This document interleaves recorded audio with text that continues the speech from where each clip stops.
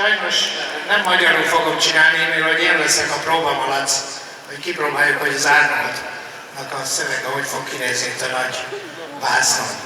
Tehát, good evening, everybody. I'm happy that so many people came. I think it's very exciting.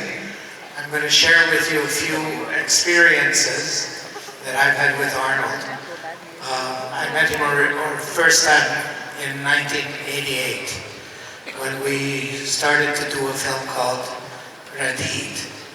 That movie was shot in Hungary, and it was a very interesting experience because to show you how dedicated Arnold is to his craft, we wanted to get a shot in Russia.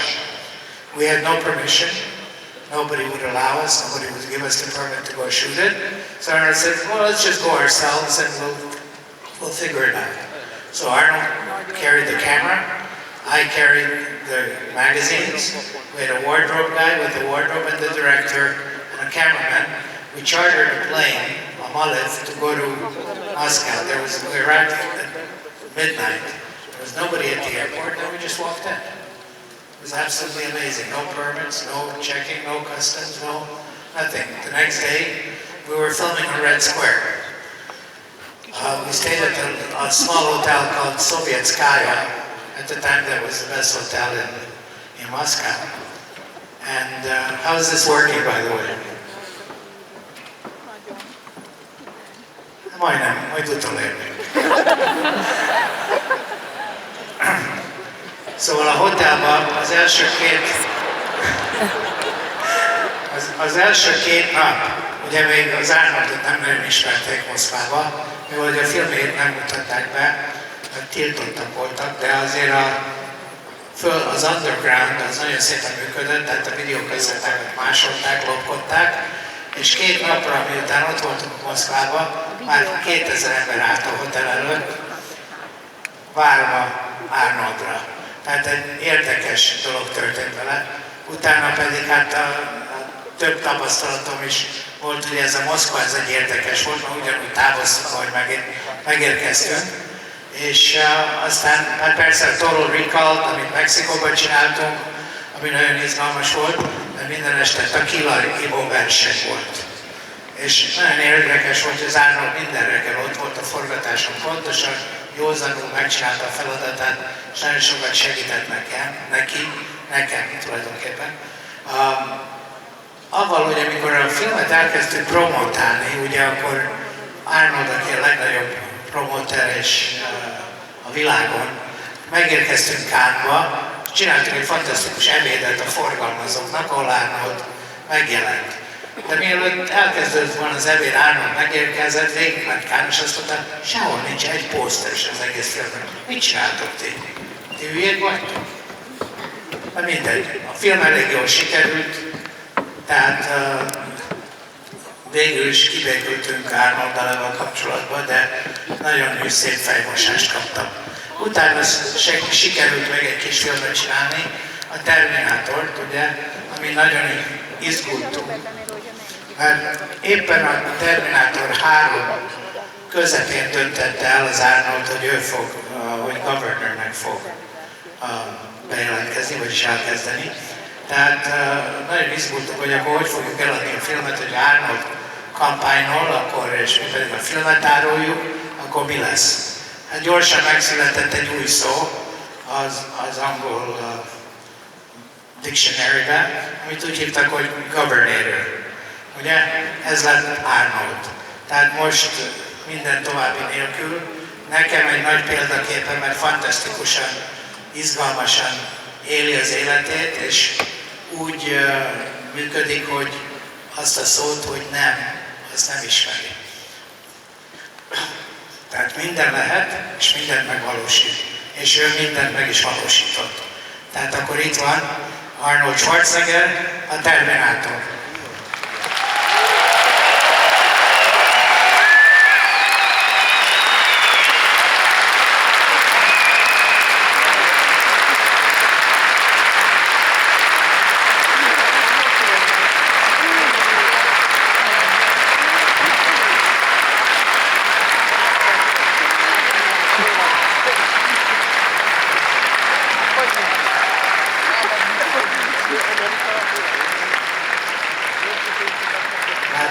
kocsi ott érkezik messze, gondolom, hogy ebbe ül.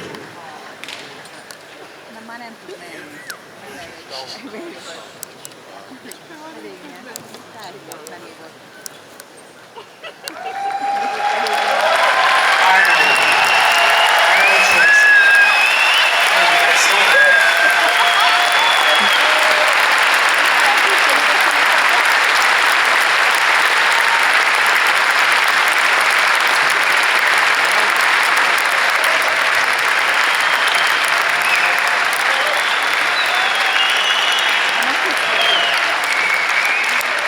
Thank you very much, Andy, for the wonderful introduction.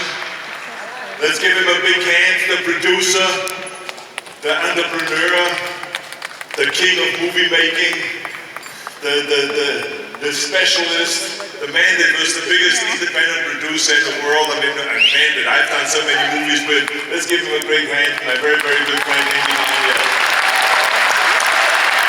Thank you, Andy.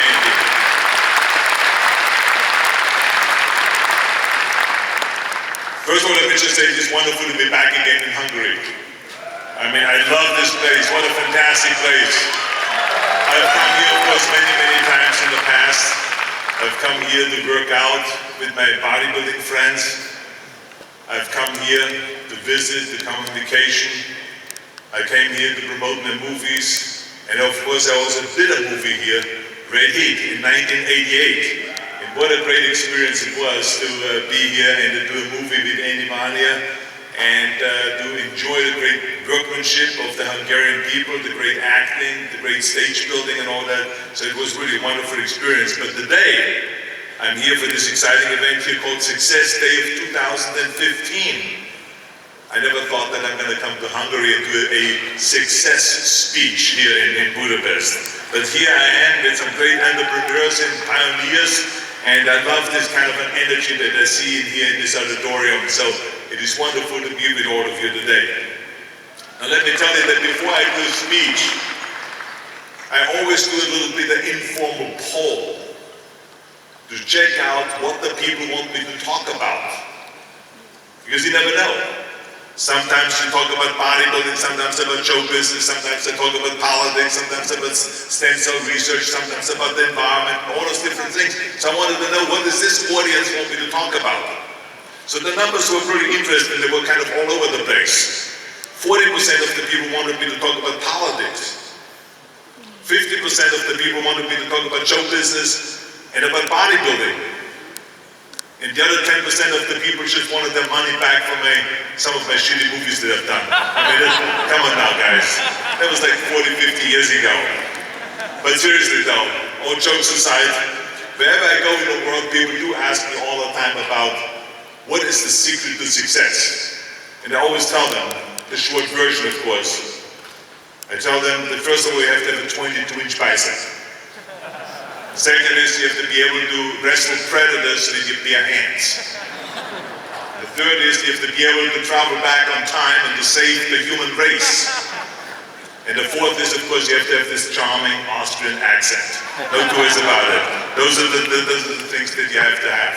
But today we don't have to give you the short version, today we can do it the longer version because this is, after all, a seminar about success. So today I can talk to you about my 6 rules that made me successful.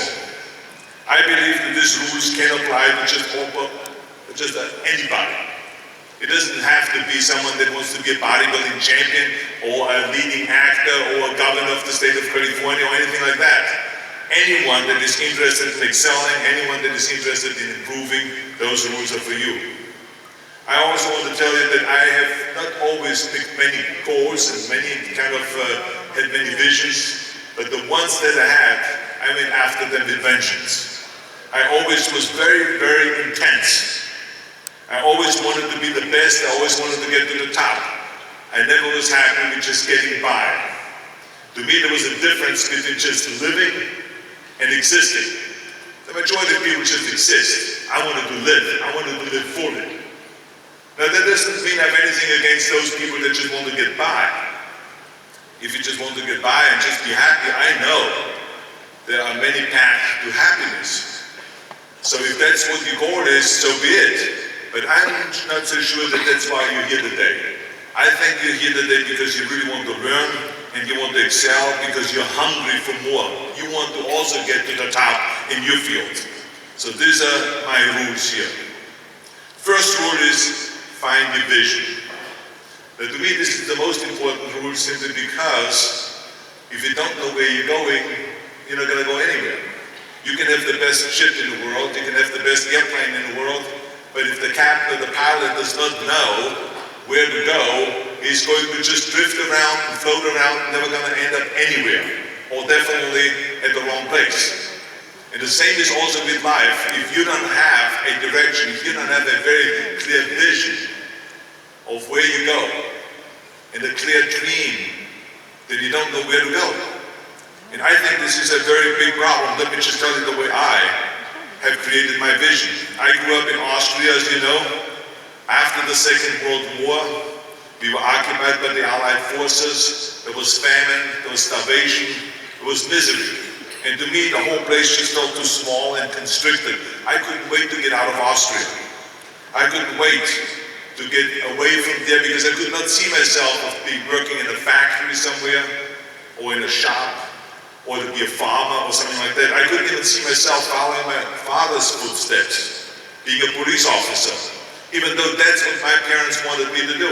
They wanted me to follow my father's footsteps and to have the traditional Austrian life and to be a police officer and to marry a girl by the name of Heidi and to have a bunch of children and to run around like the Von Trapp family in The Sound of Music.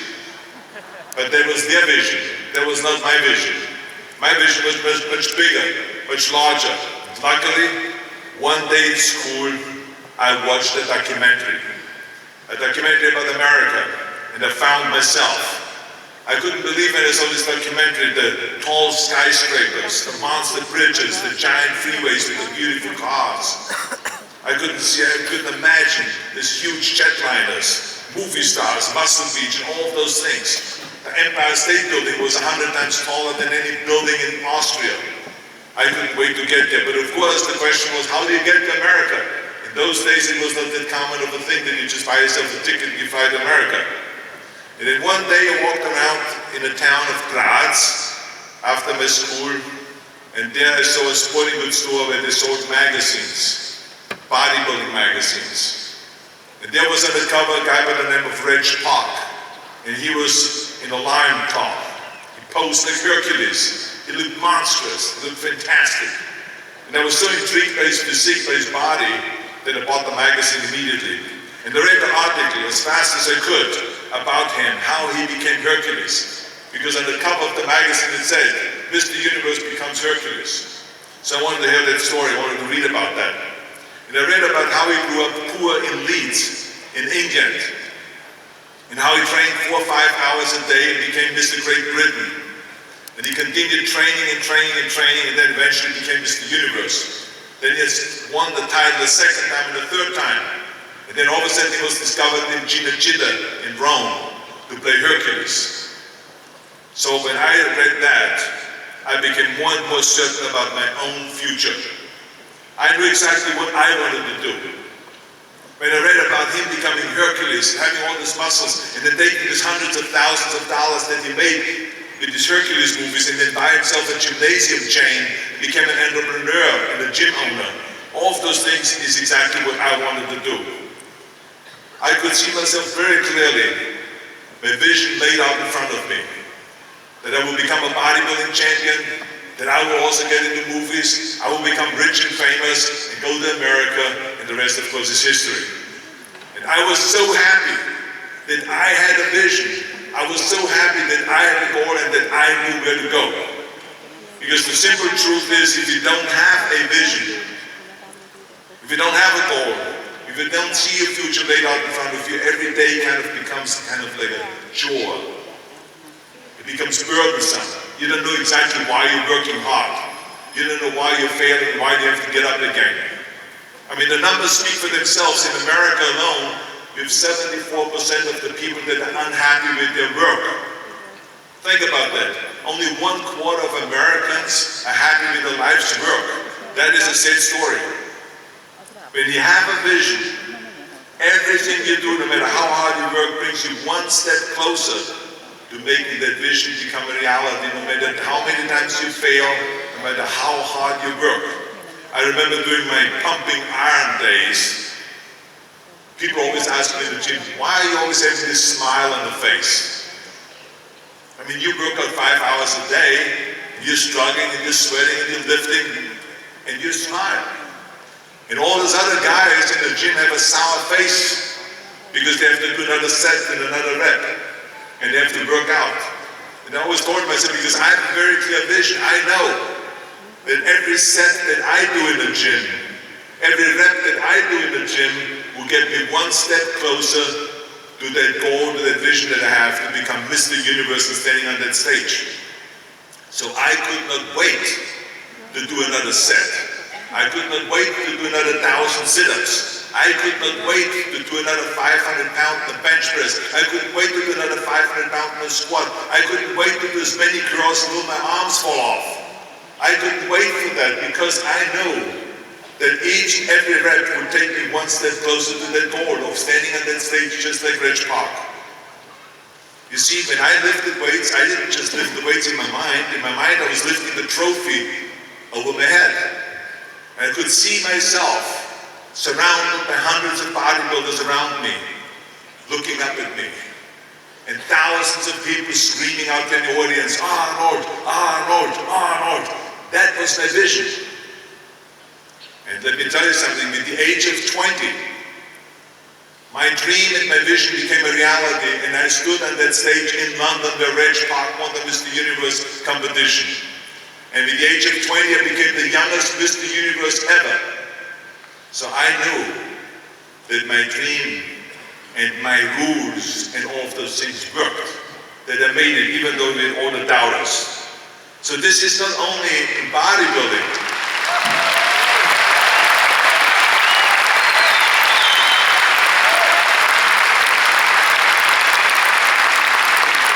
But this was not just in bodybuilding. It was with everything like that. It was like this in show business, it was like this when I ran for governor, for whatever big goals that I had. It was the same thing. It was the vision that was so important. I remember very clearly when we did the scene in Conan the Barbarian. We were filming in Spain, and I was crawling through the rocks and gravel with a sword in front of me, and I was crawling up to this one guy. And I was crawling on rocks and gravel that made my knees and my elbows bleed. So after 10 takes, the director saw my elbows and my knees bleed, and he said very sheepishly to me, Arnold, do you mind doing another take? I need a close-up of you when you do this with the sword, that scene, but I know you're in pain. And I said, no, forget the pain. I'm not bleeding. Pay no attention to any of that. Because you see, I saw in my vision the finished scene of me crawling up behind Thulsa Doom, the man that killed Conan's parents, and then rising up behind him with the sword and cutting his head off. And I saw his head spinning in slow motion through the air with blood squirting all over the place. And the audience in the theater screaming. That's what I saw. Even though that scene was not edited or shot yet. But I saw that scene, and that's why I did not feel the pain. I could care less about the blood on my elbows and on my knees because I had a very clear vision. And to me, the pain was temporary. But the scene in the movie, in the Conan movie, was permanent. And that was the difference. And this is why I did scene after scene and take after take, and I didn't pay any attention to it. So it's the vision that really cares. It really takes you through those things. Discover your vision, and the rest will follow. This is the most important rule. That leads me to the second rule.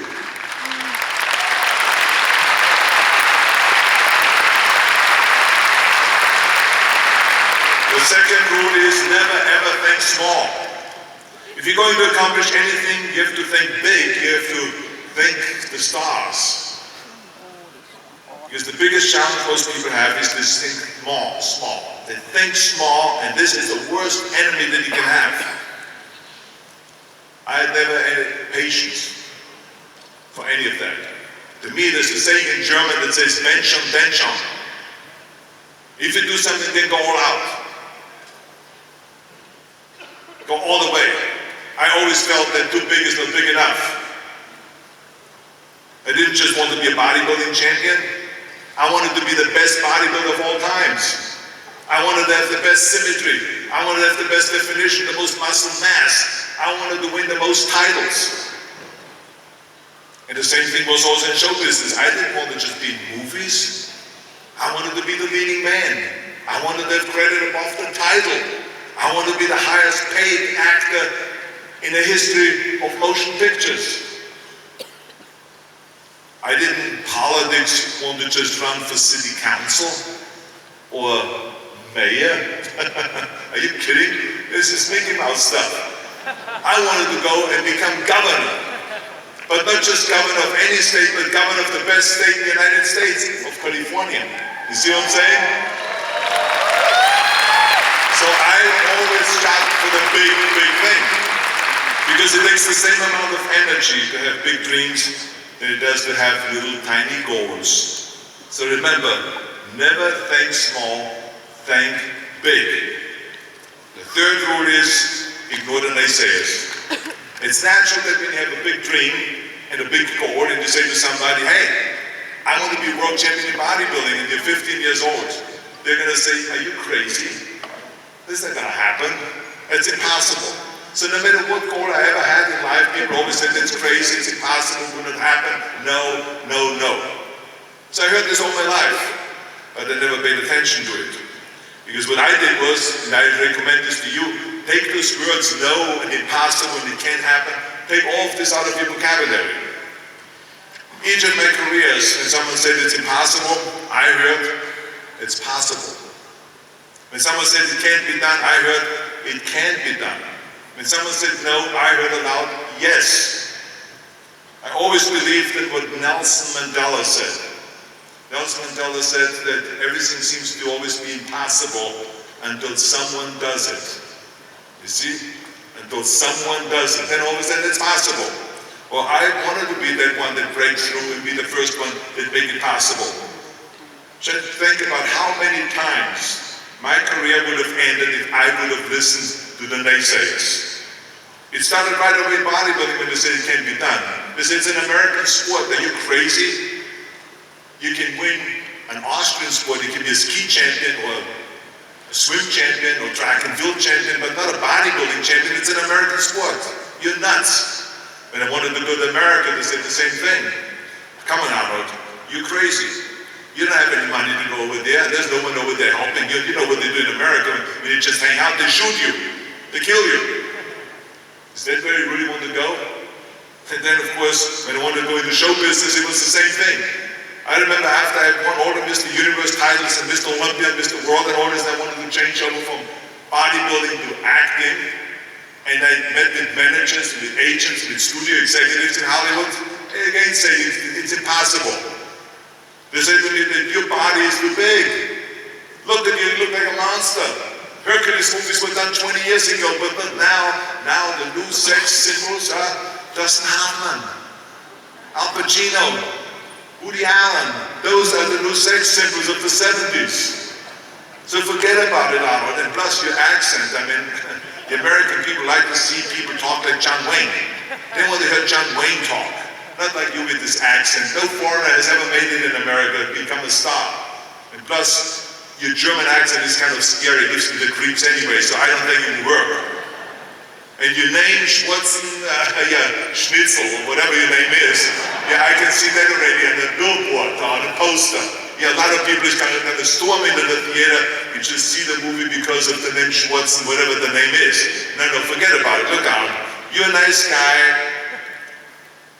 Why don't you just open a gym? Open a health food store. We can help you with that. We get you some little parts as a bouncer or as a villain or as a wrestler, football player or something like that. Oh, they're doing Hogan's Heroes right now in Hollywood. You can play a Nazi officer. That's perfect for you, Arnold. Yes. But luckily I didn't listen. I didn't listen to the naysayers because I said to myself, like, if I could be bodybuilding champion in 5 or 6 hours of training a day, if I could put the same amount of hours in there, in acting, I could be successful in that too.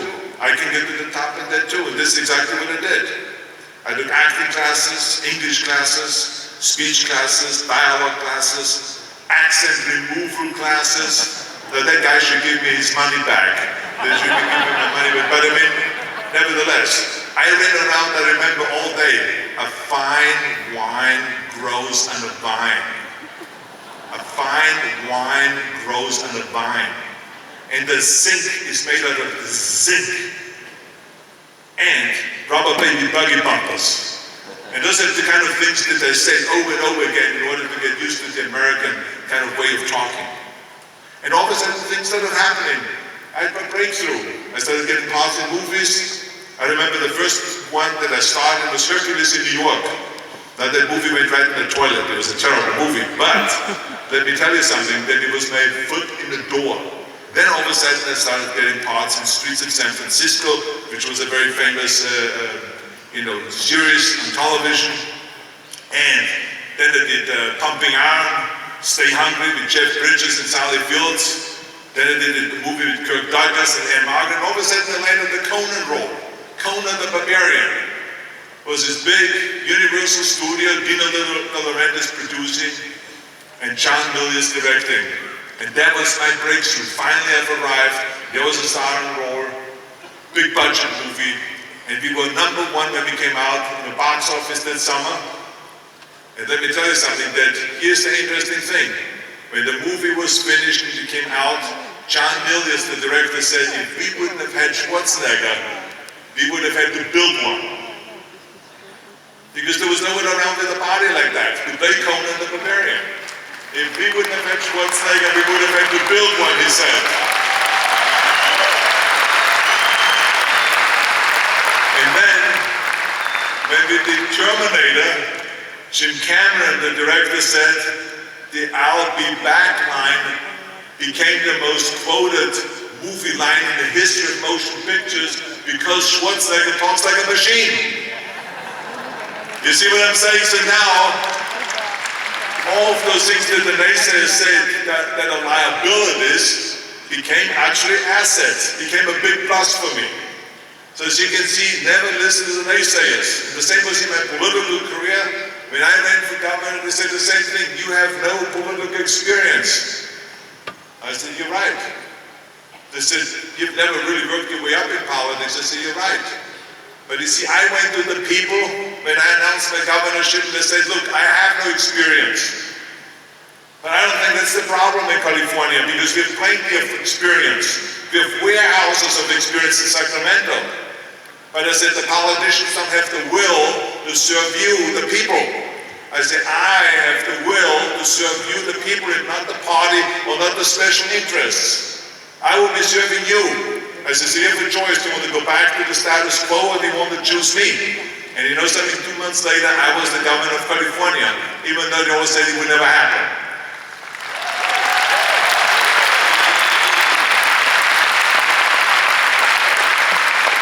If I would have listened to the naysayers, I would still be in the Austrian Alps yodeling.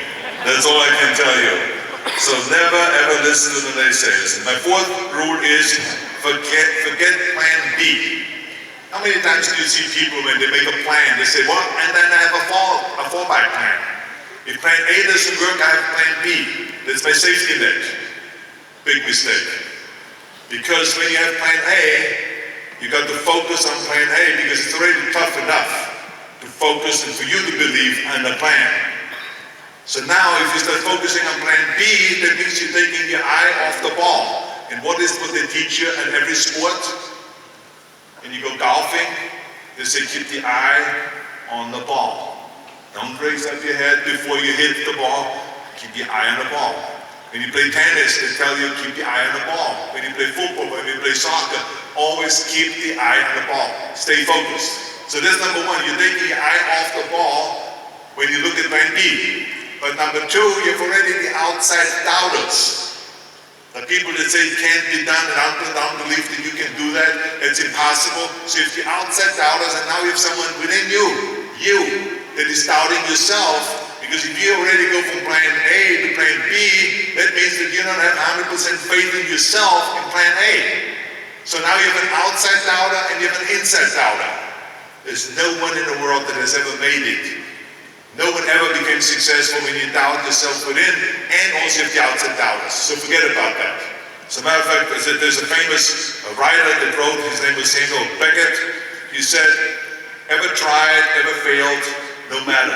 Try again, fail better. And that's exactly the way I feel. Just stay on plan A, your plan B should be to focus on plan A. And then when you fall, get up again. And move forward. Because remember, the only one that is a failure is that stays down. The one that gets up is never a failure. So keep getting up and keep moving forward. Focus on your vision, be relentless, fail, but get back up again. There is no plan B. Now the fifth rule is, work your ass off. Work your ass off. Nobody ever stumbled upon success by accident, except maybe the guy in California that dug and found gold and started the gold rush. But I wouldn't count on being that guy. I think that the most important thing is that you work your butt off. I always believed in leaving no stone unturned. Work, work, work. Muhammad Ali, one of the great heroes of mine from the 70s, had a great line in the 70s. He was asked, how many sit-ups do you do, Muhammad Ali? And he said, well, I don't start counting until it starts hurting.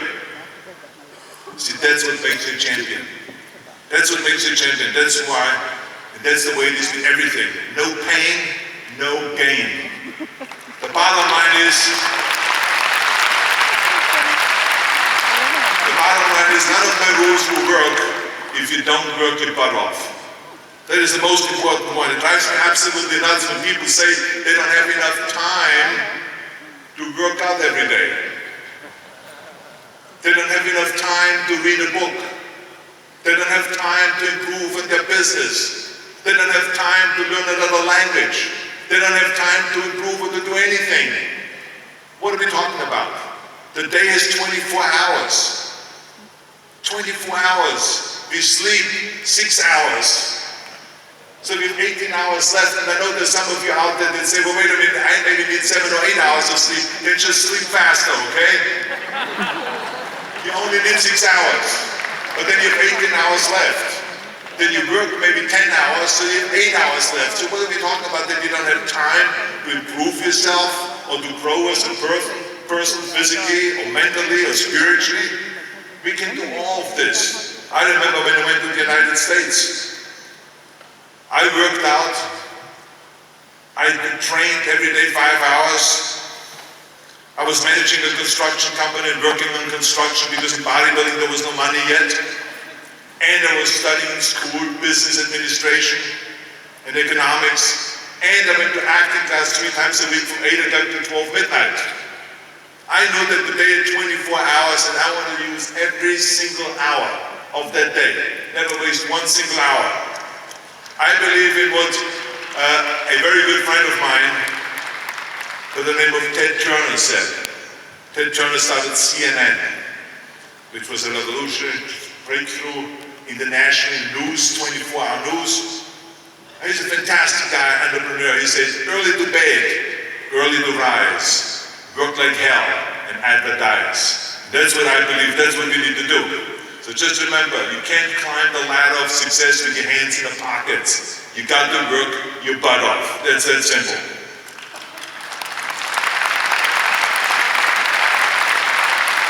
And my sixth and last rule is, don't just take. Give something back and change the world. Leave your mark in the world. I believe that we all have an obligation to do something for our community. Something for our state, something for our country. I mean, let me tell you something. We must serve a cause that is larger than ourselves. We cannot be just selfish and think about ourselves. Because we all know that in the end, we are all going to be judged. But not how much we have made, but by how much we have given. Ever since America greeted me with open arms, I felt this sense of obligation to give something back to America. Today I know that everything that I've accomplished in my life is because of America. My bodybuilding career, my movie career, my political career, the money that I've made, everything because of America. America is truly the land of opportunity. But it didn't become the land of opportunity by itself. People worked tirelessly. People fought. People died to make it the land of freedom, the land of justice, the land of opportunity. Now it is our responsibility to keep it that way. No matter what country you live in and you call home, it's the same thing. I only talk about America because that's where I live. But for you it's Hungary, for you maybe it's Austria, it's Germany, it's the Ukraine, it's Russia, it's China, it's Italy. Whoever is sitting out there, think about that. You have the responsibility to give something back to your community, to your country. I love the words of my father-in-law, Sergeant Shriver, who started the Peace Corps and the Job Corps and legal aid to the poor and all kinds of wonderful programs. He said at the Yale University commencement speech, he said to the kids, tear down that mirror. Tear down that mirror in front of you that makes you always look at yourself. And you will be able to look beyond this mirror. And you will see the millions of people that need your help. You know something, he was right. I started tearing down that mirror, and I saw the millions of people that needed my help.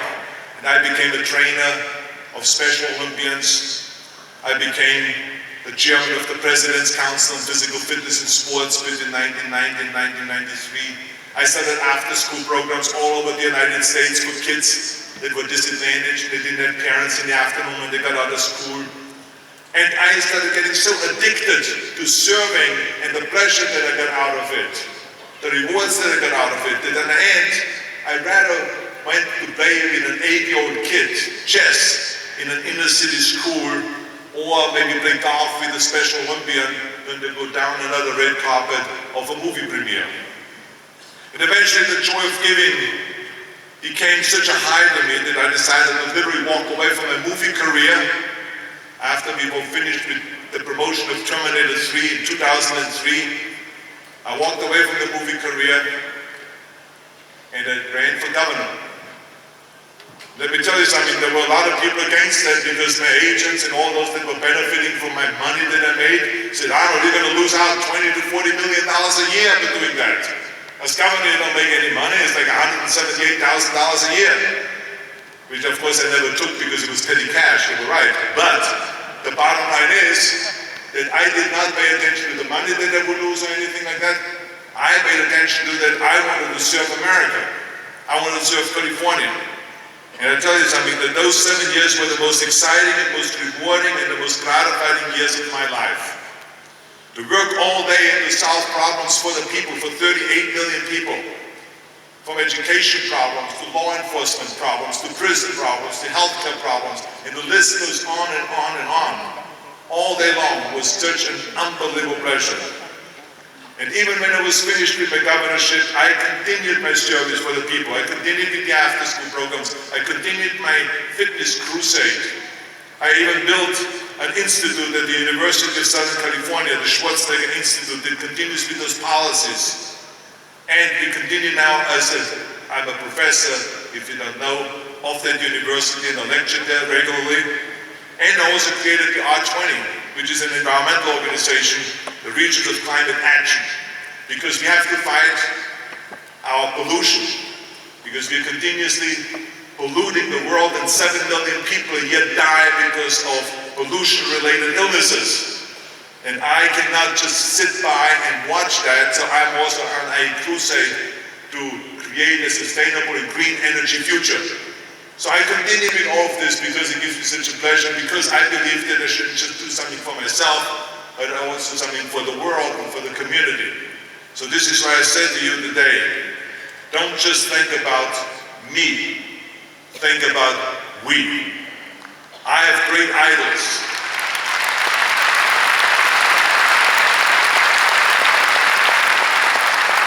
Each of us has the power to be the change we wish to see in the world. Just like my heroes, like Mikhail Gorbachev, Reagan, Mandela, Chancellor Kohl, Churchill. When he dismantled the Soviet Union, Gorbachev said, if not me, who? If not now, when? All of us need to embrace that spirit. All of us can create change, whether it is in our neighborhood, in our schools, in our country, or within our family. As I said, don't just think about me, think about we. To lead a truly full life, we must give back, and we must thank, and we have the responsibility to hand this world over to our children and to our grandchildren in better shape than we found it. That is our responsibility. So ladies and gentlemen, those are my rules, and I guarantee if you follow those rules, then you will be able to declare many victories in your life. You will have many victories, and you will leave a mark, and you will have a legacy that you can really be proud of. So let me remind you once again, have a vision, think big, ignore the naysayers, forget plan B, work your ass off, and give back and change the world. If not us, who? If not now, when? Thank you very much. Thank you.